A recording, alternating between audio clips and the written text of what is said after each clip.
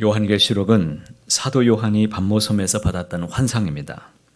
당시 성도들은 로마 제국의 극심한 박해와 황제 숭배의 강요 속에서 믿음을 지킨다는 것이 목숨을 거는 그런 험난한 일이었습니다. 그런 절망적인 상황 속에서 하나님은 요한을 통해서 세상 권세가 아무리 강해 보여도 결국 승리는 어린 양께 있도다라고 귀한 말씀을 전해 주었습니다. 오늘 우리도 마찬가지입니다. 세상은 끊임없이 내가 믿는 하나님보다 돈을 따르라, 성공을 따르라, 명예를 따르라, 사람들의 인정이 더 중요하지 않느냐, 이렇게 우리에게 속삭입니다. 성공의 표, 인기의 표, 물질의 표를 받으라고 계속해서 유혹합니다. 이때 우리는 질문을 해야 됩니다. 나는 정말 하나님만 따르고 있는가? 나는 무엇을 의지하고 또 어떻게 살아가고 있는가? 누구에게 경배하며 살고 있는가? 오늘 말씀에는 두 짐승이 등장합니다. 하나는 바다에서 올라오는 짐승이었고 또 하나는 땅에서 올라오는 짐승이었습니다. 첫 번째 짐승은 바다에서 올라오며 10뿔과 7머리를 가지고 있고 용, 즉 사탄에게 권세를 부여받았습니다. 이 짐승은 강력한 정치적인 권력을 상징합니다. 당시 초대교회 성도들에게는 로마 제국이 이 짐승의 대표적인 모습이었습니다. 오늘날로 말한다면 하나님을 대적하고 사람들을 억압하면서 세상을 지배하려는 세속 권력과 체제 전체를 가리킨다고 말할 수 있습니다.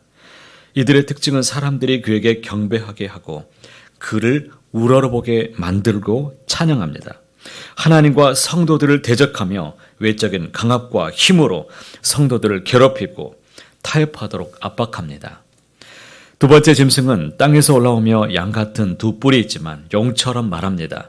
이것은 종교적, 영적인 속임수와 거짓 선전, 거짓 예언자적인 성격을 갖고 있습니다. 로마 시대에는 황제 숭배를 강제하는 이 종교 지도자가 있었고 제사장 집단들이 이런 역할들을 수행하면서 권력을 감당했습니다.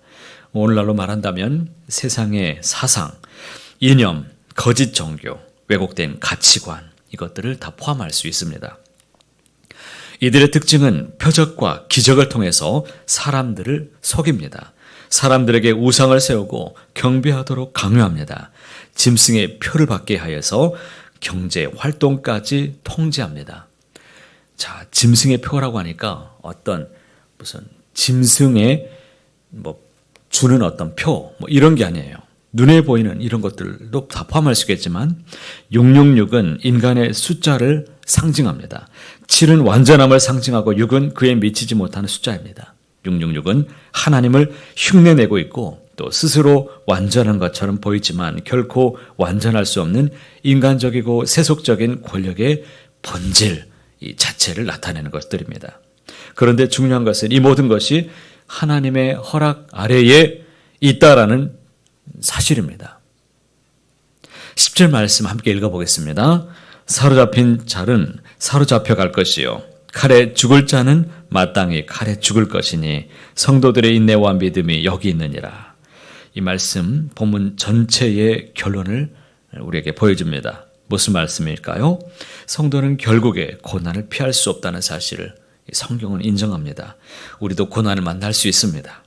성도는 세상 권력의 박해와 핍박을 받을 수 있다는 것입니다. 그러나 그 고난과 심지어 죽음까지도 하나님의 허락 아래에서만 일어난다라는 뜻입니다. 이것은 하나님이 성도를 버리셨다는 것이 아니라 오히려 성도의 믿음이 가장 순수하게 증명되는 순간임을 말씀합니다. 성도님들이 오해하지 말아야 될 중요한 진리가 바로 여기에 있습니다. 죽음은 패배가 아니라 믿음의 완성입니다. 하나님은 성도를 보호하시지만 그 보호는 육체적인 안전만을 뜻하는 것이 아니라는 것입니다. 오히려 그분의 최종적인 목표는 우리의 영원 구원과 영원한 생명에 있습니다. 세상은 성도의 육신을 해칠 수 있지만 우리의 영혼과 생명책에 기록된 이름은 절대로 지울 수가 없습니다. 죽음 이후에 어린 양과 함께하는 영원한 승리와 영광이 우리에게 기다리고 있습니다. 인내와 믿음의 참된 의미가 무엇일까요? 인내는 단순히 참고 견디는 것이 아니라 우리의 삶에서 하나님께 시선을 날마다 고정하면서 능동적으로 살아간다는 것을 의미합니다.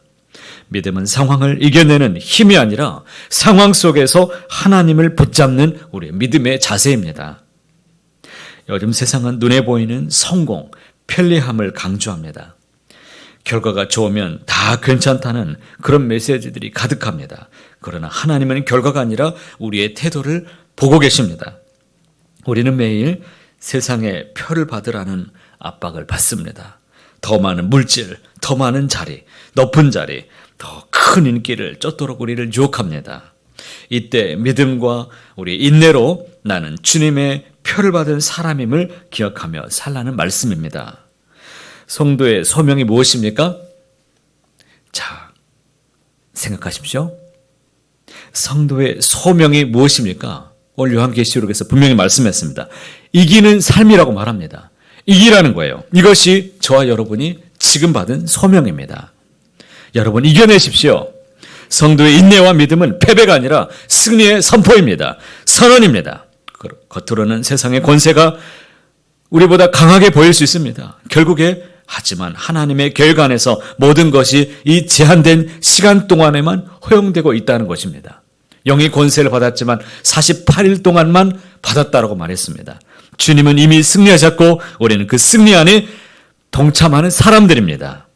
그러니 사랑하는 성도 여러분, 세상의 소리에 흔들리지 마시기 바랍니다. 편리함과 타협을 선택하지 마시기 바랍니다. 하나님 주신 인내로 믿음으로 담대하게 이 길을 끝까지 걸어내시길 바랍니다. 그 믿음을 가지고서 그 이름을 붙드시고 예수 그리스도 마지막 순간까지 흔들림 없이 우리 주님을 경배하며 살아내시기를 축복합니다. 주님께서 반드시 저와 여러분을 기억하시고 생명책에 기록된 이름을 영원히 지켜주실 것입니다. 하나님이 하시는 일이 있다면 우리가 해야 될 일, 오늘 우리는 이기며 살아가라는 이 하나님의 소명을 받고서 오늘도 영적으로 무장하고 세상 권력에 순응하는 삶이 아니라 높으신 주님 앞에 경배하는 삶을 날마다 선택하며 승리하게 되시기를 간절히 소원합니다.